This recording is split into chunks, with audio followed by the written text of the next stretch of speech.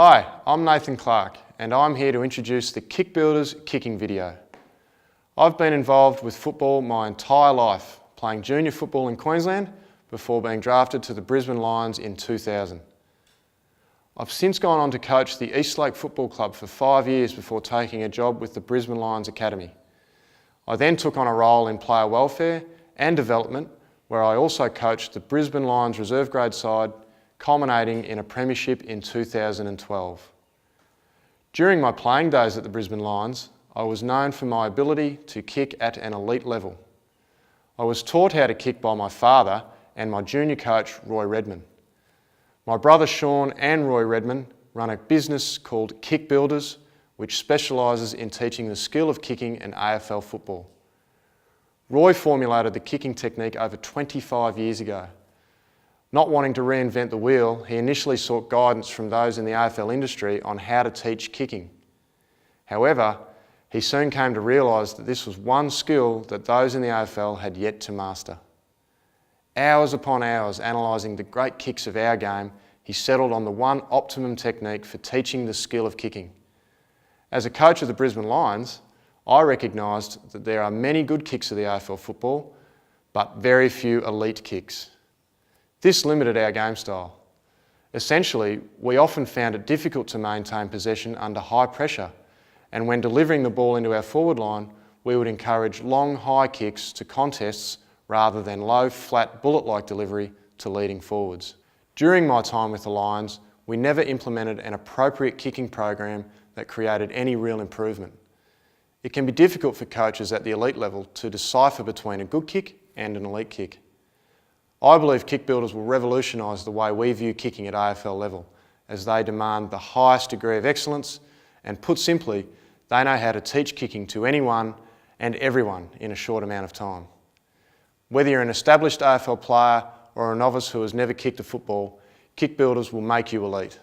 Kick Builders use biomechanist Stuart McFarlane, who breaks down the biomechanical advantages of each component of the kicking action. Roy Redman prescribes individual exercises that will help you improve your kicking technique. I honestly believe that these are the best kicking coaches I've seen. I hope you enjoy the video.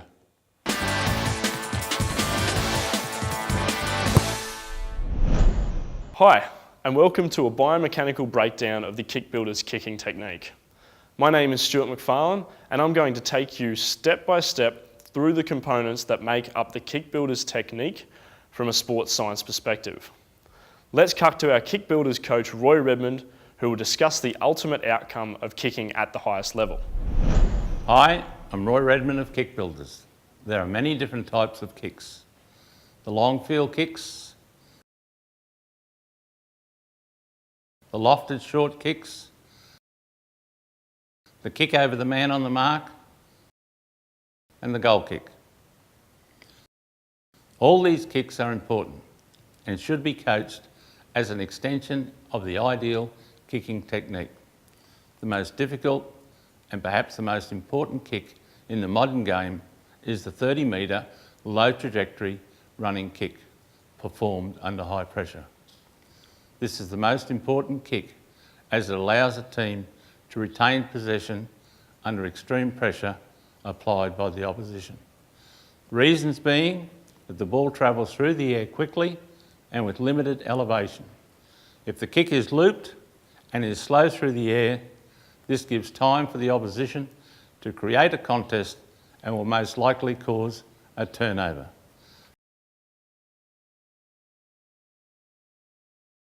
Therefore, it is the 30-metre low trajectory pass which we'll use as the basis for the biomechanical breakdown.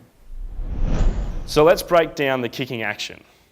What we notice from the footage is the player is in complete balance during the kicking action, and the ball's trajectory at the apex reaches a height no higher than 3 metres above ground level, which makes it easier for the player marking the ball to not break stride. In order to get the ball from one player to the next, the ball needs to move quickly through the air. To move the ball quickly, the flight path requires the ball to be no higher than 3 metres at the apex for a 30-metre kick. So, let's rewind.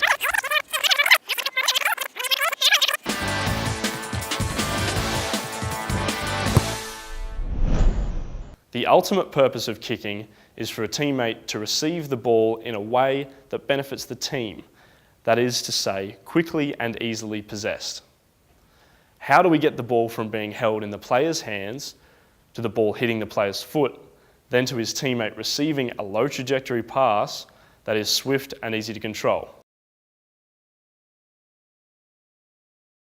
Firstly, we know that a player should be in balance before, during, and after the kicking action. This allows all components of the skill to be executed effectively. We know that the ball cannot be guided all the way to the foot. There is time and space between the ball leaving the extended guide hand and contact with the foot. We also know that reduction in the time and space between the ball leaving the hand and making contact with the foot will result in a greater chance of guiding the ball accurately onto the foot. So how do we get the ball from the hand to the foot and still be in complete balance? It all starts with the grip.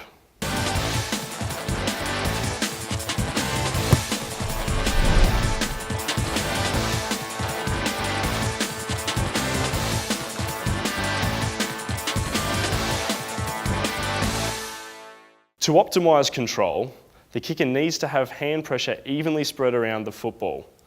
We notice that the digits of each hand are well spread either side of the football's side seam, which enables control during the lifting phase and the guide phase. If a player uses a grip where most fingers are placed on the anterior side of the ball, the player will lack the controlled pressure necessary during the guide phase. This results in the player losing contact with the ball, which means a higher ball drop and less control in guiding the ball towards the foot. We also notice the higher grip.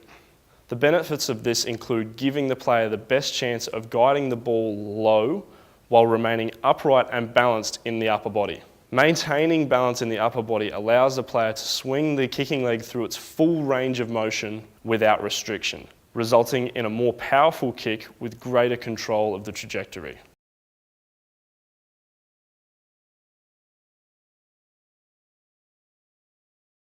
Here we have Dean Cox of the West Coast Eagles, who has great control in the upper body.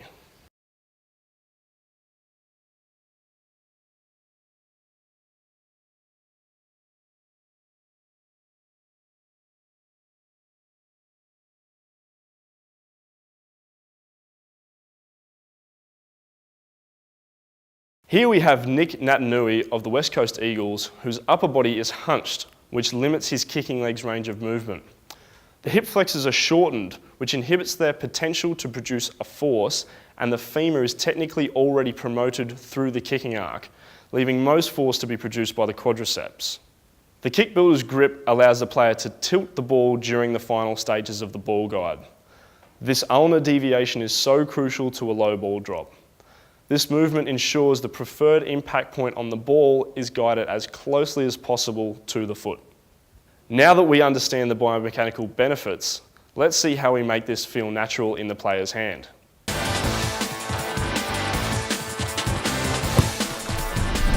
When learning the grip, the player must practice the following exercises. These important drills establish the ideal ball-hand relationship. First exercise is the hand spins. The player holds the ball using the kick builder's grip, spins the ball forward, releasing all fingers except the middle fingers, which act as pivot points. Once the ball rotates one revolution, the thumbs stop the ball from going any further. The ball must not be spun backwards, that is, towards the body. The ball is held using the kick builder's grip. The ball is then passed around the back and gripped by the opposite hand. At the end of each pass, the wrist is tilted to point the bottom end of the ball toward the ground.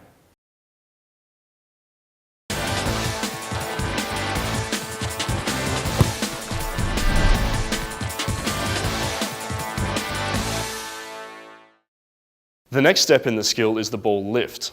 You'll notice the player stands 189 centimetres tall and lifts the ball a total of 41 centimetres vertically from his normal, comfortable position during the ball carrying stage. This is crucial in the preparation stages for ensuring all body segments maintain momentum and balance in a running kick. If the ball isn't lifted high enough, then the player can't release his balance hand. And if the ball is raised too high, then the player will have difficulty guiding the ball low and timing the guide with the lower body. Here we have Alex Johnson of Sydney, who does not lift the ball in order to set a balance hand, which results in the player lacking control under AFL pressure.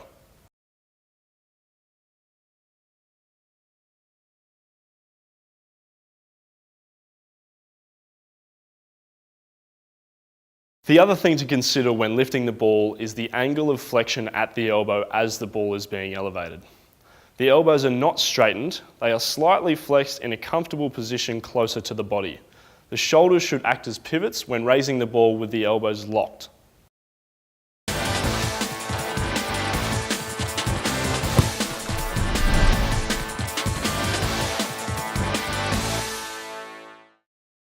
Before the ball reaches the apex of the lift, at approximately chest height, the non-guide hand is pulled away from the ball, and the arm is set in a horizontal position at shoulder height in order to maintain balance through the kicking action. The flexion in the elbow of the balance arm is at a perfect 90 degrees, with the forearm vertically aligned. The scapula should be retracted, keeping the shoulder back and keeping the chest forward. Abdominal muscles and gluteals should be contracted to maintain a neutral pelvic position. At this point, the axial skeleton should be ideally positioned to maintain a running gait. Here we have Shannon Hearn of the West Coast Eagles, who has an excellent balance hand. If the arm is set straight and parallel to the ground, the player's capacity to control his centre of gravity is reduced.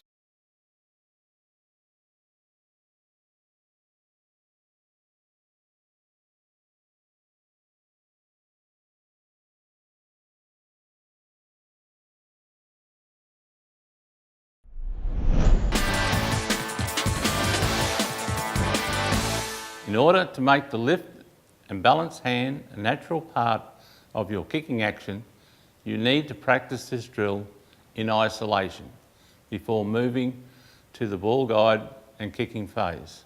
This drill is to be practiced in front of a mirror so that you can keep an eye on how high the ball is lifted and to see if your balance hand is perfectly set. The ball is lifted with two hands, the arms are comfortable in a bent position, and the wrist is in a fixed position. Do not flick the ball up during the lift. The non-guide hand is removed during the lifting phase in order to set your balance arm and establish balance. The ball reaches horizontal at the apex of the lift. Repeat this exercise often so that it feels comfortable and becomes an ingrained habit.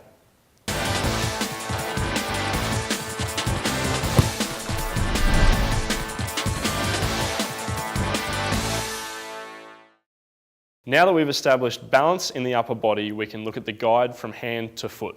If we look at this example of the player's guide arm, we notice the shoulder is only in a slight degree of extension. This will help generate power during impact due to the ball being guided close to the body and into a low position along the kicking leg's arc, where the kicking leg derives maximum power. It is at this point that the multiple levers of the leg combine to produce maximum angular velocity, resulting in a powerful impact. Another benefit of this guide position is the low trajectory of the ball during flight. The footage here of Jeff Garlett is a good example of where the guide hand should finish.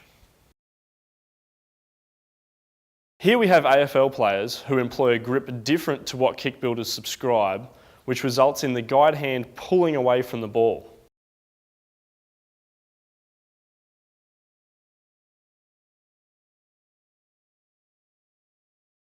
If the ball is guided too far from the body, the player will have to stretch and therefore lose rhythm, lose power, and lose the ability to pass the ball at a low trajectory.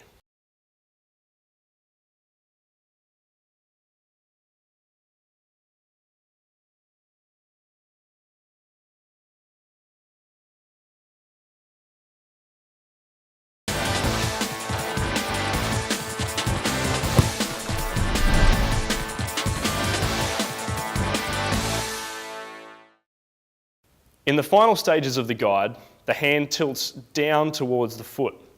This ulnar deviation at the wrist allows for minimum gap between the ball and foot, while rotating the ball into its optimum position for its point of impact. Again, the kick builder's grip gives the player the best opportunity to perform the hand tilt.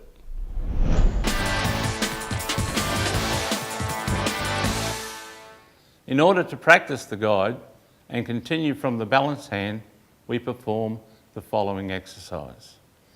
We lift the ball, set our balanced hand, step forward with the grounded leg and guide the ball. Practice this action as much as possible, remembering to retract the arm towards the body during the ball guide and nose the ball to ground. Do not release the ball, as this assists developing finger pressure on the ball surface.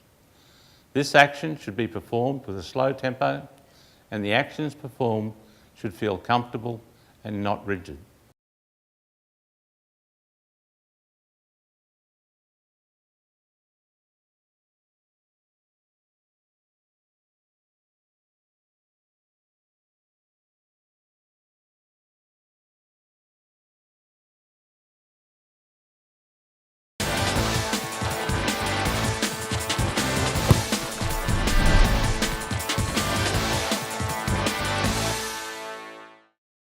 A key component of the kicking action is the planted leg. You'll notice this player plants his foot firmly on the ground. The knee is slightly flexed and weight is distributed over the planted foot, similarly to how it would occur in normal running.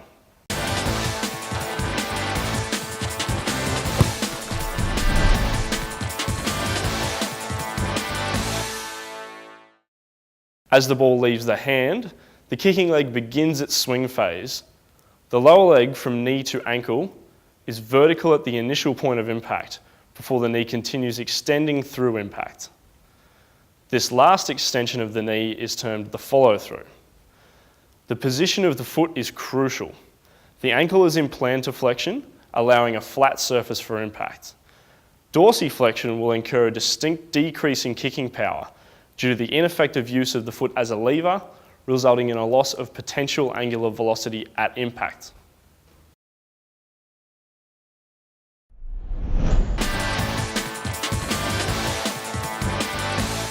In order to train the position of the foot at impact, the following exercise is important. Using a basketball or football, lock your foot down at the ankle joint so there is a solid, flat surface to contact the ball. Then push the ball off your foot in a slow, controlled manner. Do not kick at the ball.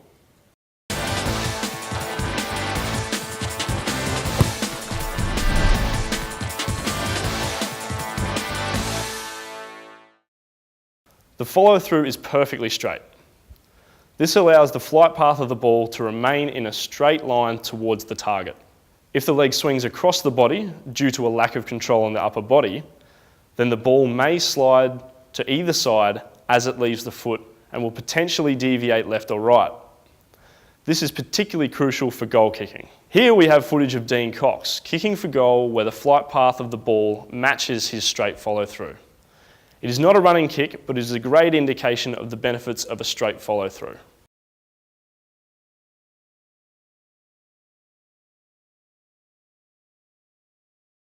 Here we have Travis Cloke of Collingwood, who lacks upper body control. His leg then swings across his body, which results in an inconsistent accuracy.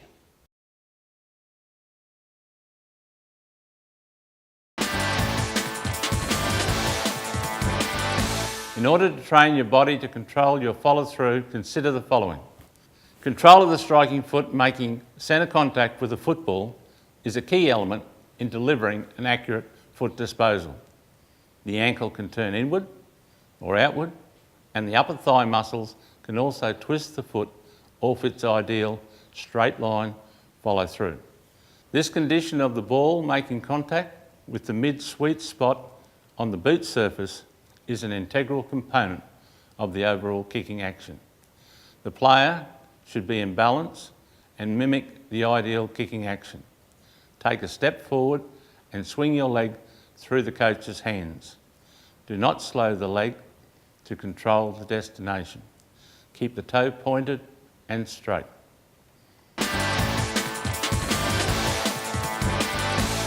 In order to get comfortable with kicking on the run, we first have to be skilled in the stationary kick.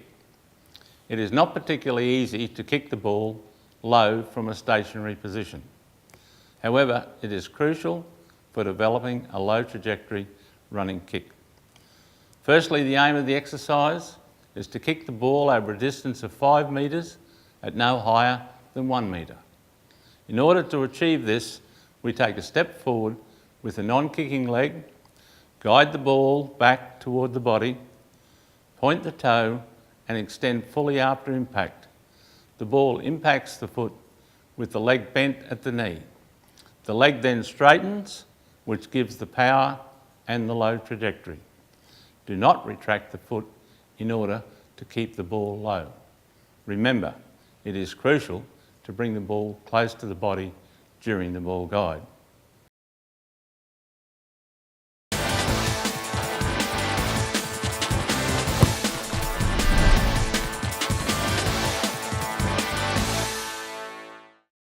When performing a running kick, like this example, the kicking leg lands a stride forward of the planted leg after contact is made with the football. The ball is almost pushed off the foot rather than kicked at. You should not restrict the follow through in order to control distance. Also, we notice that when performing a running kick, the player needs to land on the foot he kicks with. It allows the player to remain in control and continue to the next contest with minimal energy expenditure. If the player does not land on the kicking foot, the ball will be elevated and lack the power needed for producing the desired low trajectory kick. Here is an excellent example of landing on your kicking foot performed by Shannon Hearn.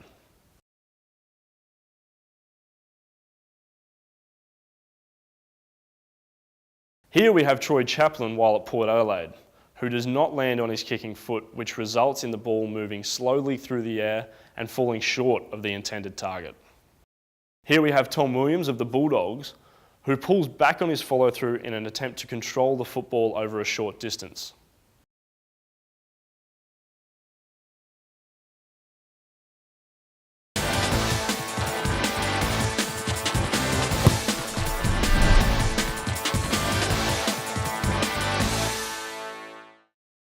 Another thing to consider is the player's stride pattern.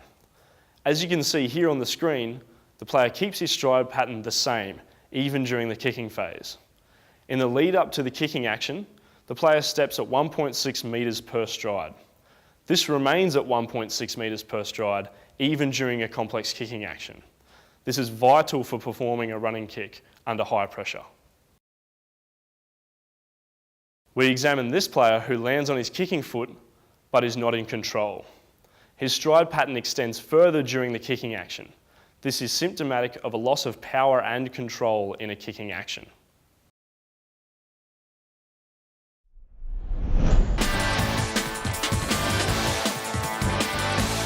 To practice landing on your kicking foot, you'll need to make sure your torso is perfectly balanced. Make sure the arm is retracted towards the body so the ball can be guided close or near to your planted foot. When out on the oval, make sure you continue your normal running stride pattern and do not extend your follow through during impact.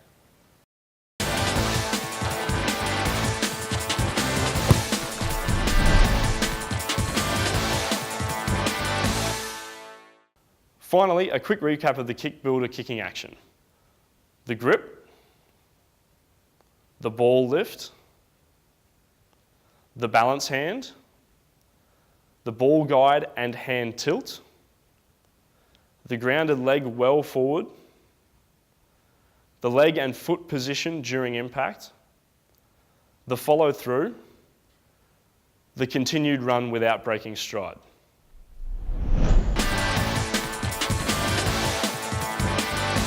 The final piece of the puzzle is performing the ultimate kick with repetition. Over a distance of 30 metres, kick the ball with a low trajectory. Having a target to aim at is a great tool to use, which will enable an easy transition into higher pressure games. Continue to do this until it feels natural. There we have it, a biomechanical breakdown of the Kick Builders action.